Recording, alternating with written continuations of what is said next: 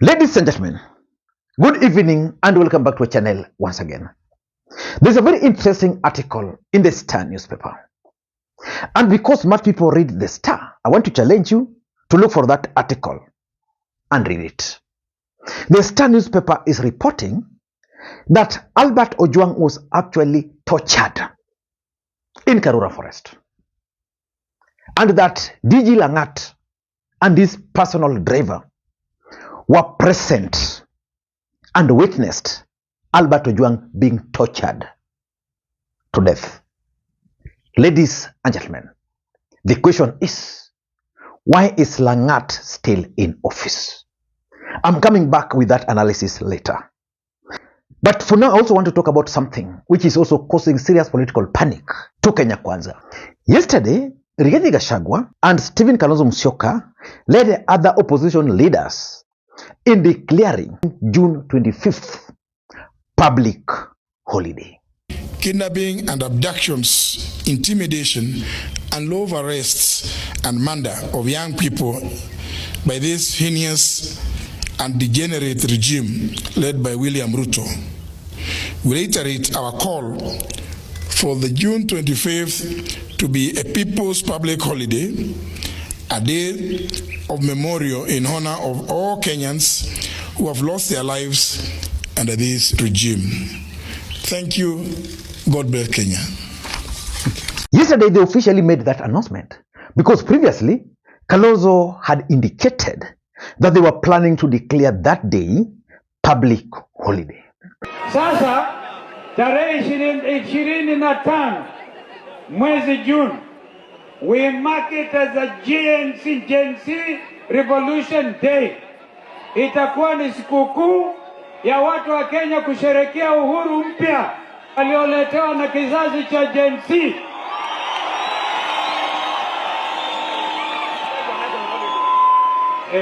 Kwa hivyo mimi hapa nasema tarehe 25 June will forever be a national holiday ya watoto wa Kenya, kuheshimu watoto ambao waliuawa na ambao hawaja hata lipwa ridhaa kwa wazazi wao. We have to mean business. We have to redeem this nation. Ukombozi umefika. Kwa hivyo mimi na wenzangu tutaenda kila mahali kwa sababu sasa nimepata nguvu. Ladies and gentlemen, that announcement is causing serious political panic in Kenya Kwanza. Because remember, even today, the streets were like this.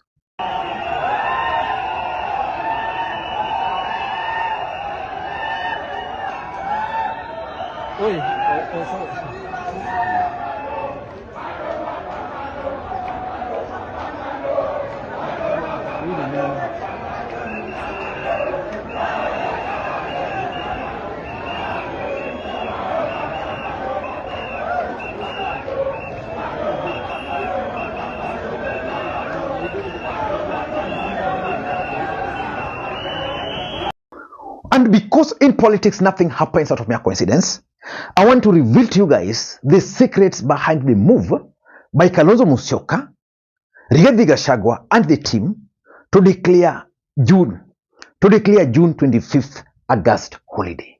Before we do that, for those who are watching this channel for the first time, please take a second or two, click the subscribe button so that next time we produce a video like this, YouTube will automatically notify you. And to the subscribers, I want to continue thanking you guys for your continued support. Because without that support, this channel cannot be where it is. Ladies and gentlemen, without any further ado, allow me to dive in.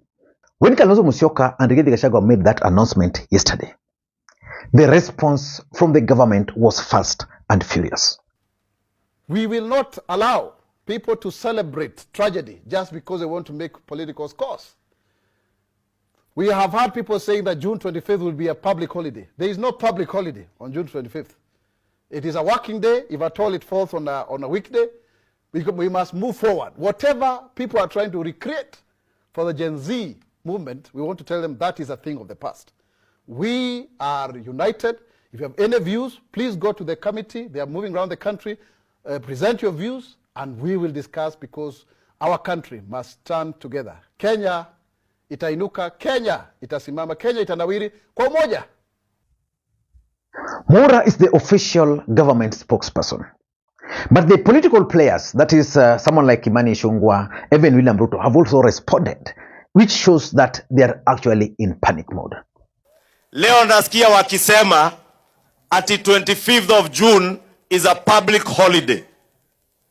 There is nobody with the power to declare a public holiday other than the government of Kenya through the Ministry of Interior and National Security.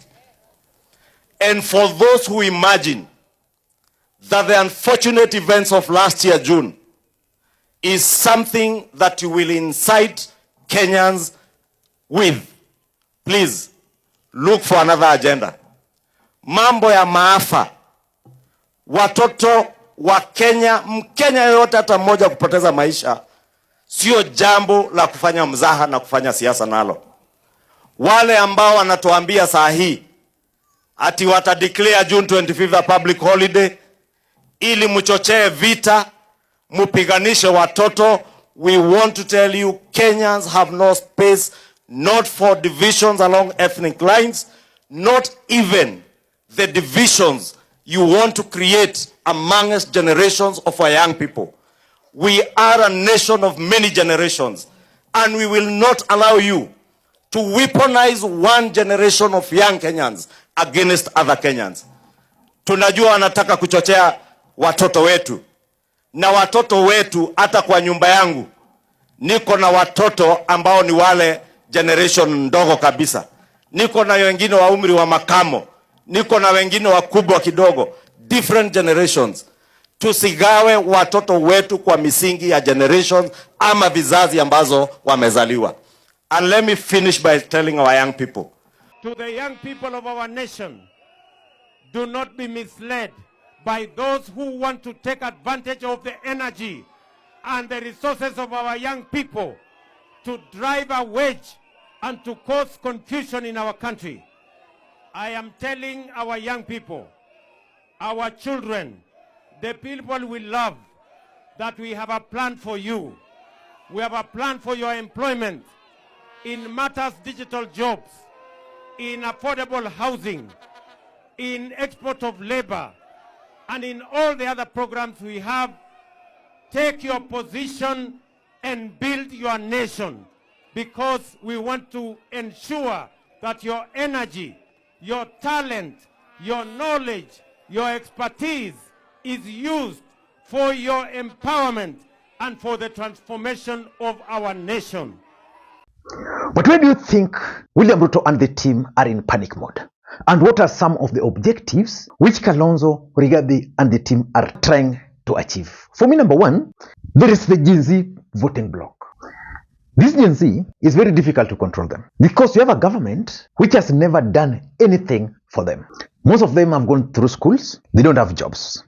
Their parents have retired, so you find a family of 5 people, 3 of them graduates without jobs. Then we have a government which is making life very difficult for them, because for a long time the political players had assumed that this generation were never interested in politics, so they stopped the finance bill. Now the Gen Zs are more aware politically speaking. In 2027, the biggest or the largest voting bloc will come from the Gen Zs, and most of these Gen Zs, they even not tribal as such. So that voting bloc of the Gen Zs is the reason why William Ruto and the team are worried, and that's why Kalonzo Musyoka and the team are organizing this event.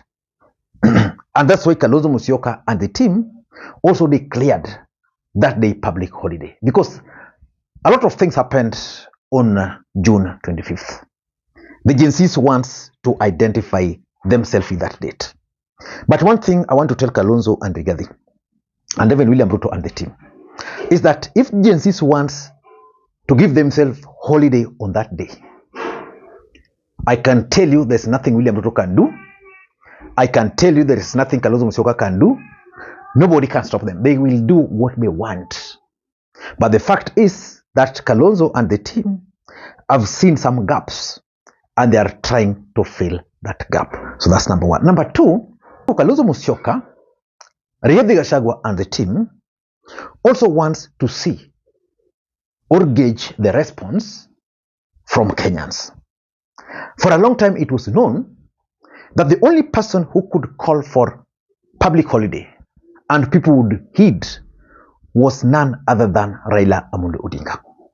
Raila Odinga is currently working with William Ruto. So these guys want to gauge that if we call for public holiday, will Kenyans respect that and fail to report to work? If Kenyans will heed to that call and fail to report to work, I can assure you William Ruto will not sleep on that day. And I can assure you Kalonzo Musyoka and Rigathi Gachagua shall have succeeded. So they want to gauge. And that's why the fact that they made the call yesterday publicly is significant, because they know what they are getting into. They'll be laughing stock if things will just turn out to be normal.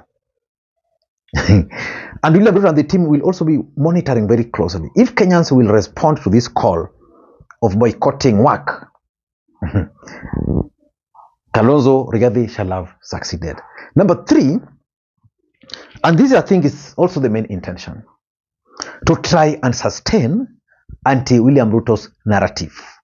The rage against William Ruto's government is there. Kenyans are currently very angry, very bitter with William Ruto and his government. In fact, Kenyans don't want anything to do with William Ruto as we speak. Majority of them. But you see, in Kenya, there is always this notion that they forget very fast. We had the Gen Z protest. Now we have Albert Ojwang. It was going to be possible for Kenyans to forget about the Gen Z protest last year and now concentrate on Albert Ojwang. Then the next day something else will come up. Kenyans will rush to that and forget the past. So I think these guys, their main intention is to try and sustain that narrative, the Gen Z narrative and the rage, so that it's there. Because if it can be sustained up to the next election, then I can assure you William Ruto will be in deep problem. And lastly, I also tend to think that it's all about the 2027 presidential elections in the Republic of Kenya, or 2027 politics. And I don't want to blame anybody. My blame I'm placing squarely on the doorsteps of William Ruto. You see, William Ruto was declared the president of the Republic of Kenya by IBC. And the courts went ahead and confirmed that he actually won. Raila Odinga and his supporters accepted and moved on. But it is William Ruto who started early campaigns. So what do you expect your opponents to do? They respond in equal measure. And what we are witnessing in the country today is part of that campaign, early campaigns. Kalonzo, Rigathi are using the Gen Zs now for their political gains, which for me, I support 100%, because that's politics. I don't know what you think, but that's my take. Let me know in the comment section whether you'll heed to the call not to report to work on 25th. Bye-bye.